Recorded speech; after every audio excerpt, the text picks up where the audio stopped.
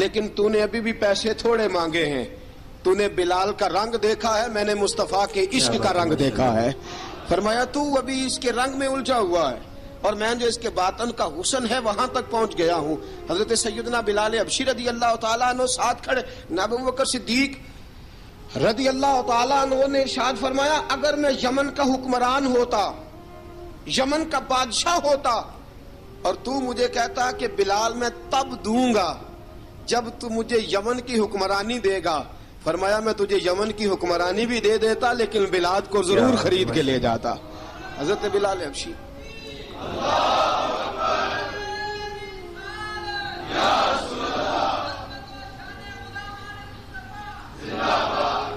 جناب سیدنا بلال حبشی, حضرت سیدنا ابو بکر صدیق فرماتے ہیں جب میں بلال کو لینے گیا تو حال پتہ کیا تھا؟ ادھر دیکھیے گا.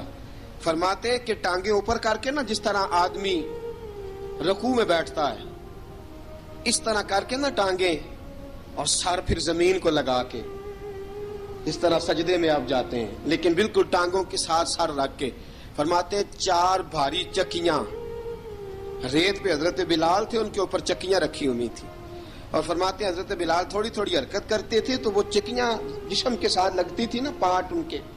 فرماتے ہیں زخم بن گئے تھے, خون نکلتا تھا. فرماتے ہیں میں نے وہاں سے جا کے حضرت بلال کو نکالا, پیسے دیے, لے کے آیا تو جناب بلال کہنے لگے جلدی جلدی چلو حضور کے پاس, ذرا جلدی جلدی چلو, در مصطفیٰ پہ جلدی کرو.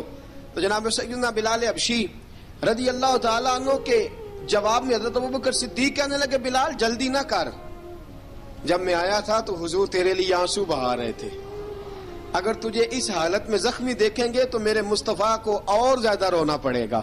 تو میرے ساتھ گھر چل, میں تجھے کپڑے پہناتا ہوں, میں تیرے زخموں پہ پٹی کرتا ہوں. حضرت ابوبکر صدیق مزاج شناسائے نبوت تھے نا, فرمایا چل میرے ساتھ, میں ذرا تیری مرہم پٹی کر لوں, میں ذرا تیرا منہ دھو ڈال لوں, میں ذرا تجھے کنگھی کر لوں, تو میرے ساتھ چل. جناب بلال فرماتے ہیں جب سے پیدا ہوا تب سے غلام تھا, کبھی کسی نے میرے کپڑوں کی فکر نہیں کی تھی, مجھے تو امیہ 4 دن روٹی نہیں دیتا تھا. فرماتے ہیں جب میں گیا ابو بکر کے ساتھ, ابو بکر صدیق نے ایک چٹائی بچھائی, صدیق اکبر چٹائی کے اوپر میرے ساتھ بیٹھ گئے. فرماتے ابو بکر نے تیل منگایا, وہ تیل میرے زخموں پہ, ابو بکر صدیق نے وہ تیل میرے سر پہ, میری داڑھی پہ. فرماتے ہیں پھر کنگھا کیا, پھر ابو بکر صدیق نے ایک جوڑا منگایا, وہ کپڑے مجھے پہنائے.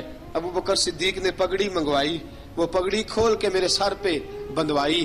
فرماتے ہیں ابو بکر نے مجھے تیار کیا, فرمایا تو آج جا رہا ہے در رسالت ماں